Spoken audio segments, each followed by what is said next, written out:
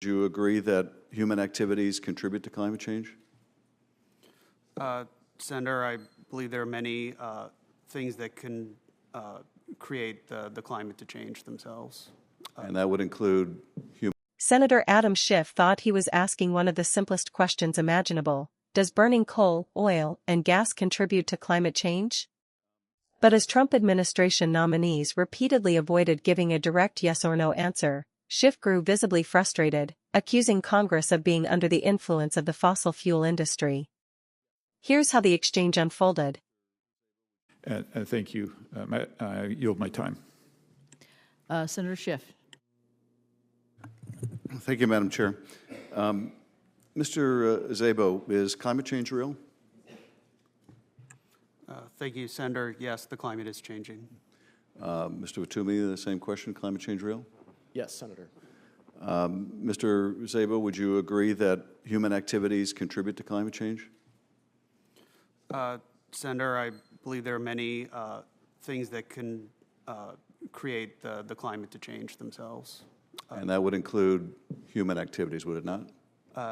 In the aggregate, there's a potential impact from human activities on the climate.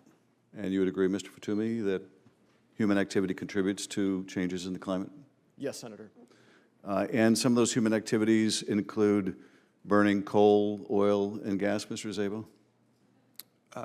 I believe there are many activities that can release greenhouse gases into the atmosphere in general. Well, I'm asking you in particular, burning coal, burning oil, burning gas contributes to climate change, does it not? Those activities do release greenhouse gases into the atmosphere. Mr. Fatumi, you would agree that burning coal, oil, and gas contributes to climate change? Senator, emission of greenhouse gases into the atmosphere has plays a role and does contribute to the changing climate. And in particular, burning coal, oil, and gas contributes to climate change? Senator, those activities, depending on how they're undertaken, can result in the emission of greenhouse gases, yes, including methane. And in trying to address climate change, would you agree that trying to reduce our reliance on coal, oil, and gas as they are contributors to climate change makes sense, Mr. Szabo? I believe that it's important that we adapt to any changes, including those with respect to the climate, and I believe that the American people can adapt to those changes. That's a bit of a murky answer. If coal, oil, and gas are contributing to climate change, would you agree that one strategy to address climate change would be to reduce our reliance on coal, oil, and gas? I believe, once again, that we can adapt to the potential impacts to climate change without causing potential issues to our reliance on our natural resources within this country. I'm not sure I understand that answer. If coal, oil, and gas are contributing to climate change, would it make sense as part of our strategy to address climate change to reduce our reliance on coal, oil, and gas? Yes or no?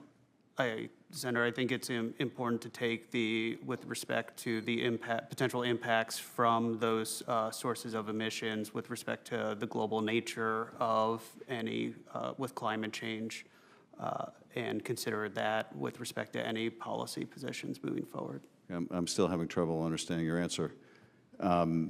Should we reduce the consumption, the burning of coal, oil, and gas as part of a strategy to mitigate climate change? Yes or no?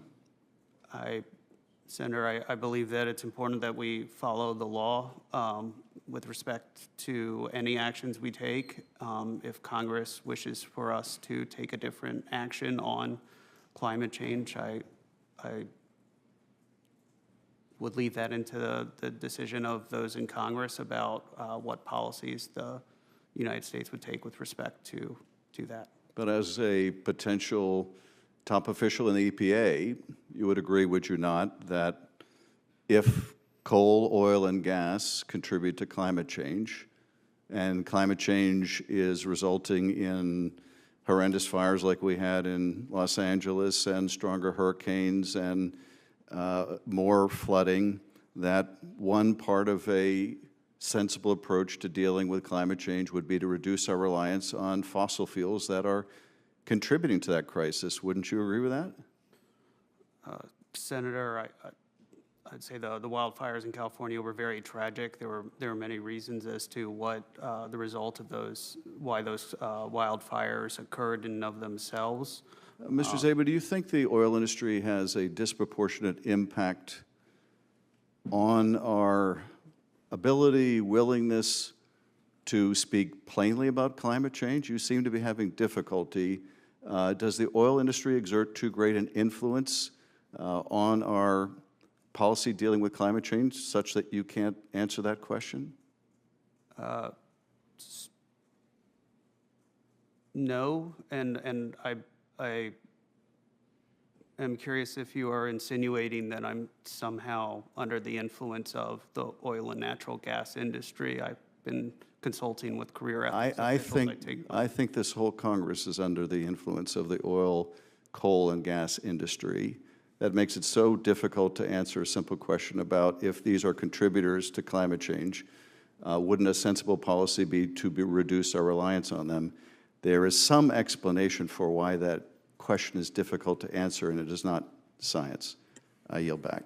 Senator. One of the most revealing exchanges of the hearing came when Senator Adam Schiff questioned two Trump administration nominees about climate change and the role fossil fuels play in driving it. Schiff began with a straightforward question. He asked whether climate change is real. Both nominees acknowledged that the climate is changing, appearing to agree on a point that has become far less controversial than it once was. But Schiff quickly moved to what he viewed as the more important issue. He asked whether human activity contributes to climate change. Again, both nominees agreed that human activities play a role. That answer set up the central line of questioning that followed. Schiff then narrowed his focus even further. He asked whether burning coal, oil, and natural gas contributes to climate change. Rather than giving a simple yes or no answer, one nominee repeatedly described fossil fuels as sources of greenhouse gas emissions but stopped short of directly agreeing that reducing their use should be part of the nation's climate strategy. Each time Schiff tried to obtain a clear answer, the response shifted toward discussions about adaptation, existing law, or future congressional policy. As the exchange continued, Schiff became increasingly frustrated. He argued that if burning fossil fuels contributes to climate change, then reducing dependence on those fuels should logically be one part of any serious effort to address the problem. He pointed to increasingly destructive wildfires, stronger hurricanes, and more frequent flooding as examples of why the issue demands direct answers rather than carefully worded responses. The nominees, however, maintained that any policy decisions should ultimately be determined by Congress and emphasized following existing law rather than endorsing a specific climate policy agenda. The hearing reached its sharpest moment when Schiff questioned why such a basic question seemed so difficult to answer. He suggested that the influence of the oil, coal, and gas industries has made it politically difficult for many elected officials and government nominees to speak plainly about climate science. One nominee pushed back, asking whether Schiff was implying that he was personally influenced by the fossil fuel industry. Schiff clarified that his criticism extended beyond any individual witness. He argued that Congress as a whole has long struggled to confront climate change because of the political influence wielded by fossil fuel interests. According to Schiff, that influence helps explain why even acknowledging the policy implications of fossil fuel emissions has become politically contentious. The exchange highlighted a broader debate that continues to shape American environmental policy. While there was little disagreement that greenhouse gases are released when fossil fuels are burned, the hearing exposed a much deeper disagreement over what the federal government's response should be. Schiff argued that reducing dependence on fossil fuels is a necessary part of addressing climate change, while the nominees avoided endorsing that conclusion, instead emphasizing legal obligations, congressional authority, and adaptation strategies. The hearing ultimately illustrated how climate policy remains one of the nation's most politically contested issues, with even seemingly straightforward scientific questions quickly evolving into larger debates over government policy, energy independence, and the influence of powerful industries.